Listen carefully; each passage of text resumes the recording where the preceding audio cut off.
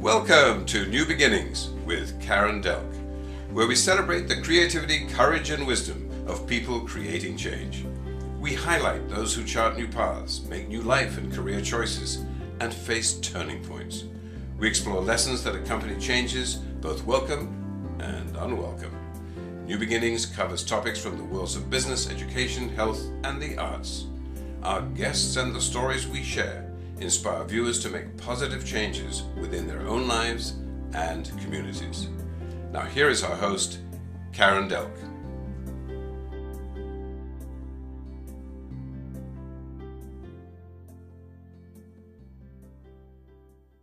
Welcome to New Beginnings with Karen Delk. I am so pleased to have Anthony Lopez, President and CEO of Azure Group and the chairperson for Prosponica, formerly the National Association or the National Society of Hispanic MBAs. That's right.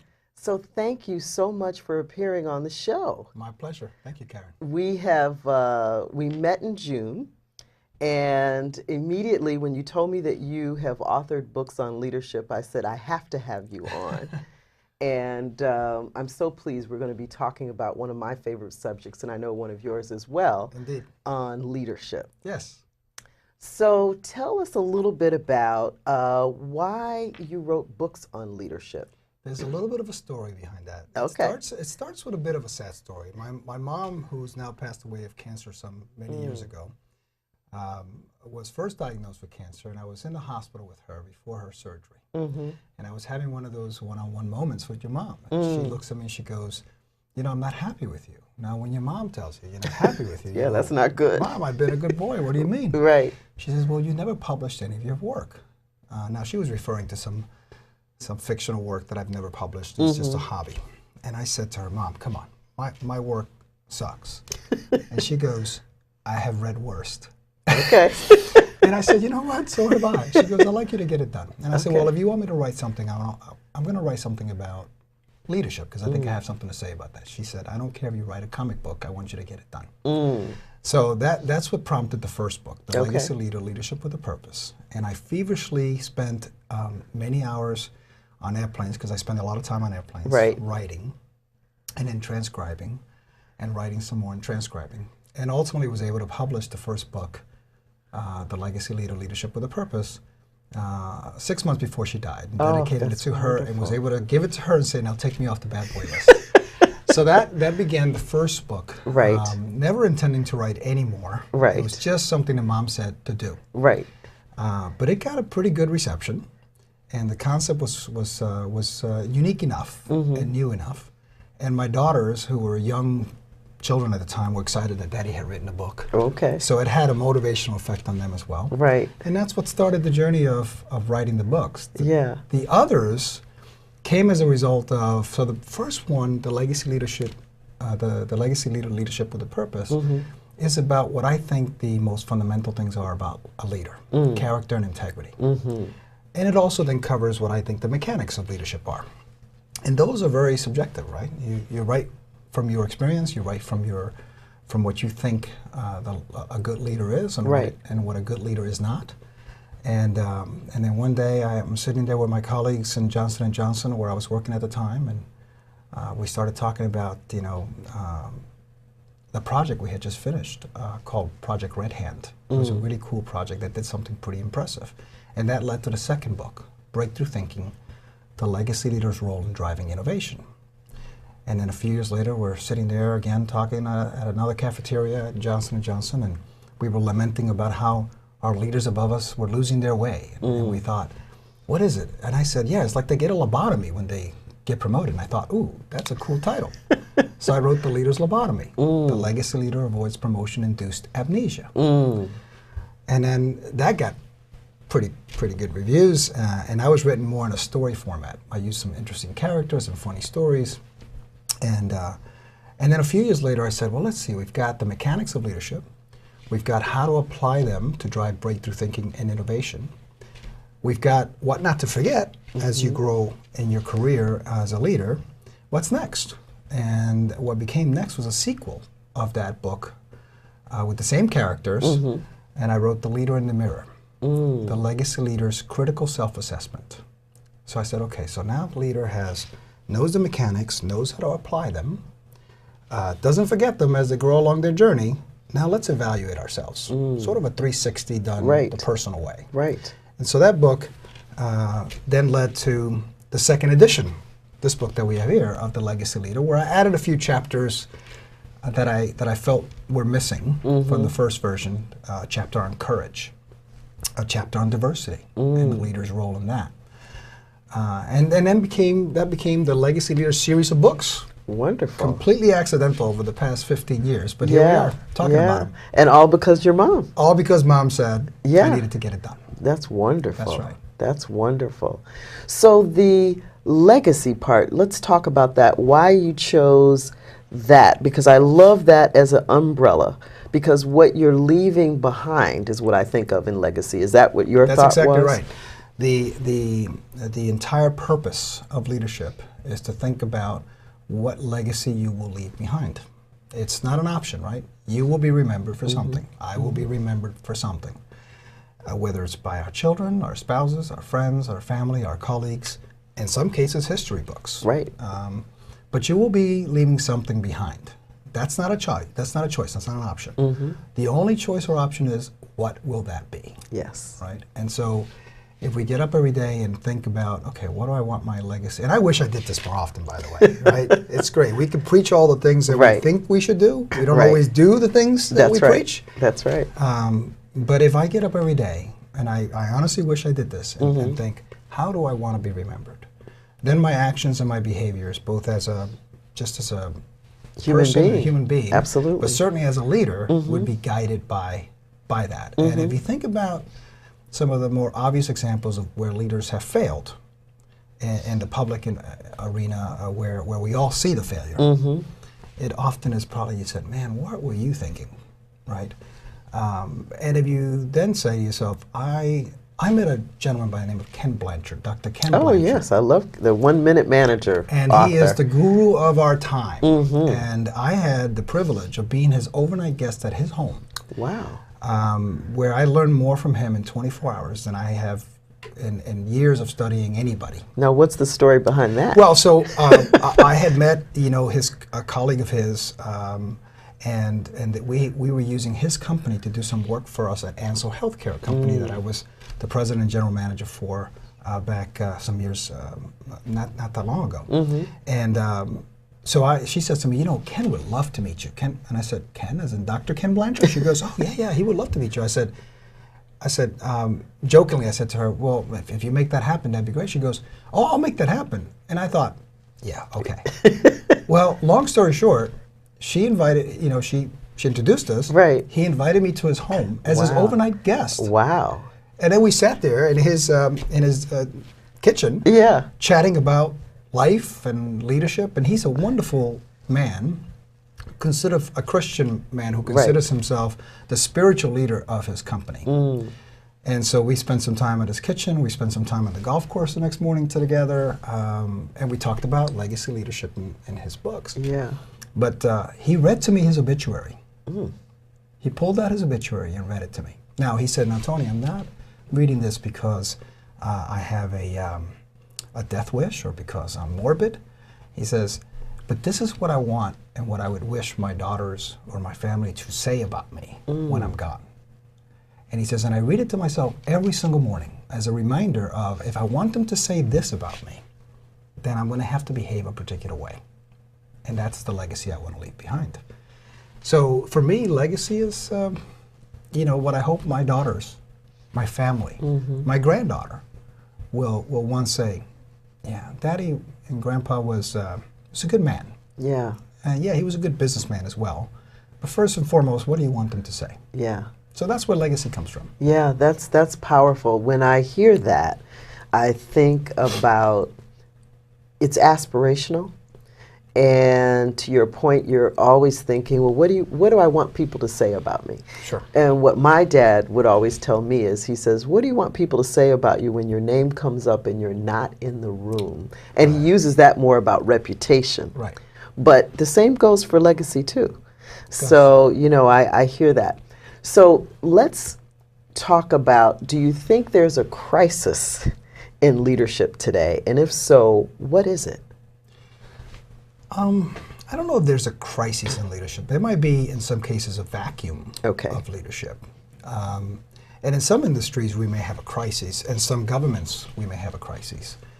Certainly what's happening today in the world economy, certainly what's happening with our companies. I mean, we get some great, what I'll call pockets of excellence of companies that are clearly being led with just phenomenal leaders who are doing phenomenal things. And then we've got perhaps some countries in the world of politics and so forth that we go, what's going on there? So I don't know that we have a crisis in leadership, but I do wonder whether we have sometimes a vacuum of good, integrity, servant type of leadership, and whether some leaders have forgotten what they're supposed to do as leaders, and are they serving the broader community, their constituents the way they should? What's the purpose that they're leading? What is it that they want to accomplish? What's their why? What's their why? And why are you there? Why were you endowed and given the opportunity to do what you do?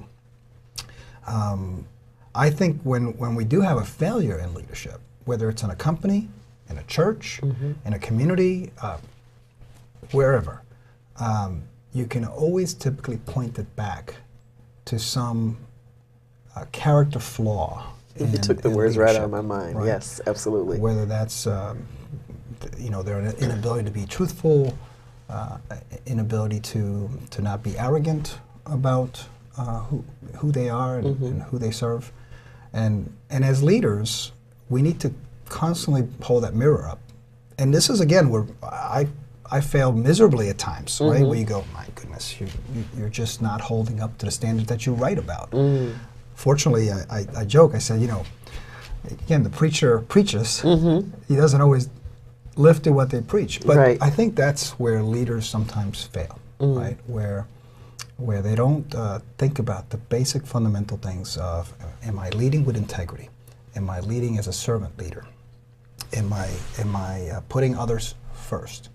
Do I have the vision for the organization, and can I align the people to drive in that direction? Am I not blinded by greed or self-interest? Because leadership is not rocket science. It's not. The principles aren't complicated. The application of them and living to the principles can be.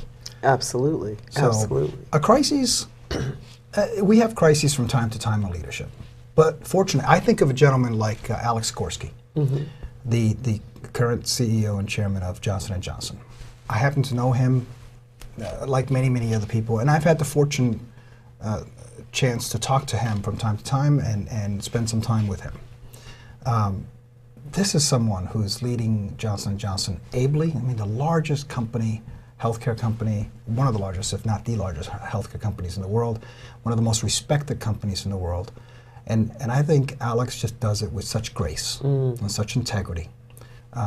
He's a former military officer, Army. I won't hold that against him since I'm Air Force. But I admire him, right? And I want to emulate him. And at the end, that's what we want from our leaders, right? We want someone that we can say, yeah, you can look up to. I can get behind that person. Right. Man and woman, I can get behind that person. I'm inspired by that person. I feel good to name him or her as my leader. Right. That we're missing in some cases, right? We don't always have a leader we can look up to, we can admire. Right. So. Well, you touched on several things. Courage is one I'd like to unpack a little bit, because to be courageous, in my mind, means that you're willing to admit when you're wrong, that your thinking is evolving, you've got new data. Yeah. In other words, you can make a course correction. Sure. Are those the things you have in mind when you talk about courage, or are you talking more on the honesty path? I'd add to what you said, right? Okay. You talked about, all the right things relative to courage, and probably the harder ones, right? The other ones that I would add to that is, do you have the courage to take a risk? Do you have the courage to, not just to admit when you're wrong, that's hard enough, or when you've done wrong, or when your strategy is wrong. That may be less hard when it's not personal, right? But if you've done wrong personally, admitting that, being honest about it, begging and asking for forgiveness, and moving on, is probably a courageous thing that we want our leaders to do. And if they did it more often, we probably say, well, they're just humans, and I'm okay with that, right?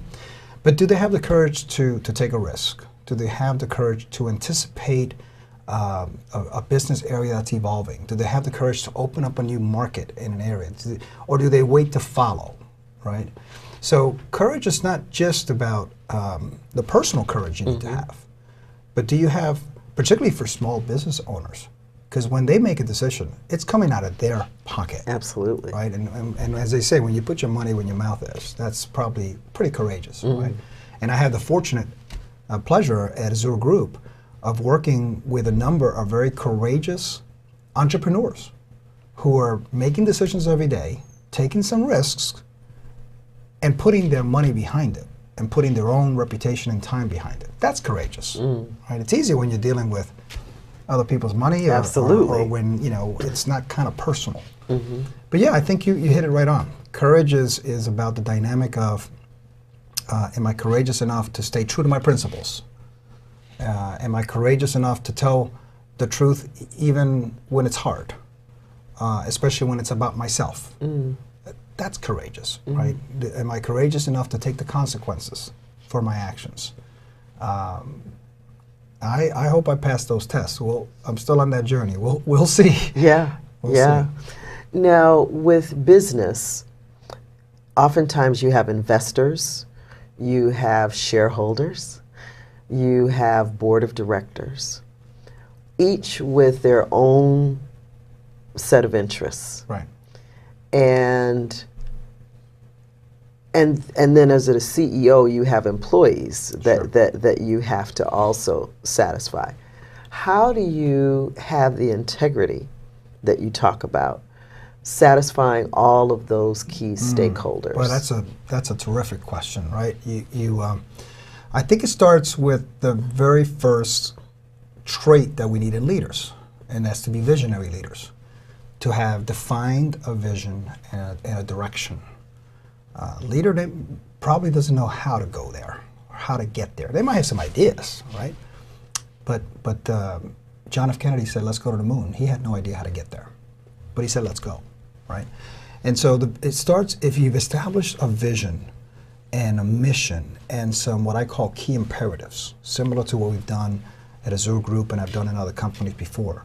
And then you engage the entire organization, the leadership team, and down to them, and every single employee, and that vision, and that's the real test of a leader, right? Can you get that engagement? If you've defined the right mission, the right vision, the right direction, if you set the right objectives, and you've done those with certain principles in mind, integrity being one of them, and you get on that journey, then the question is, okay, well, are the board of directors supporting that? Well, they're supposed to approve the mission and the vision, right, and the strategy. The CEO comes into the board of directors and presents that strategy and mission. This is where I'm taking the organization. Presumably, if they bless that, they support it. Now they have to support it not just in words, but in actions, right? And the shareholders are going to say, okay, let's see if that yields the results. In a publicly traded company, there's a simple measure of that. How's the stock price doing? Absolutely. Right? And a private company is a little bit harder, but it is also about the results. And I suppose that when the results are good, nobody complains. That's right. It's when things sort of have a hiccup, or when there is a problem, or when things slow down. Or there's a slowdown, right? That's when the shareholders get a little nervous. That's when the board of directors, and then you can really determine, were they really on board with the vision and the direction, or were they just sort of giving it some lip service?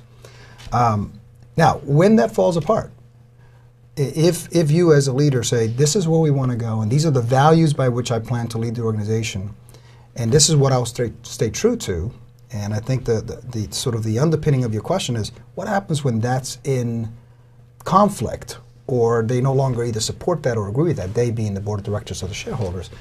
You've got a very personal decision to make at that point, right? You have to decide, okay, do I revisit the vision, mission, strategy, direction, and everything that I'm doing? Do I You don't want to remain stubborn to it, all right? If you need to Make fine-tune it, adjustments. you make Yeah. adjustments. Yeah. But when they're in conflict with your personal character and your integrity and the values that you say you live by, nobody's holding you there, right? Right. So you can always make a decision to do what you need to do. Right. And that's a very loud statement that a leader can make. But typically I find that's not the case, right? What typically happens is that you make course corrections, you make adjustments, and by and large, the vast majority of companies are well led, are led with integrity in mind and character and people with character, and they're trying to do a good job. They're not getting up in the morning and saying, let me see how I can screw this up today, right? So luckily and fortunately for me, I've always been involved in companies like Johnson & Johnson and now Azure Group and Ansel Healthcare before that, and certainly when I was a military officer, where I never had in question whether the integrity of the company was in question, or whether the values were wrong, or whether we were not doing the right thing. If I ever felt that way, I wouldn't have stayed with the company. Yeah. Well, you know, I think of Johnson & Johnson, they had two moments. One that's taught in business school is the Tylenol. Sure. And that's a case study of what to do correctly. Absolutely. When you find something that's wrong, you admit it, and you know, protect your clients, your, you know, brand reputation. Yeah. And you go through the expense of recall. And that got richly rewarded. Absolutely, because it actually increased the commitment to J&J, and it got noticed as an outstanding company. And so when you have those obstacles, it's to face them head on, you know, be clear about what you found and address it. Yeah.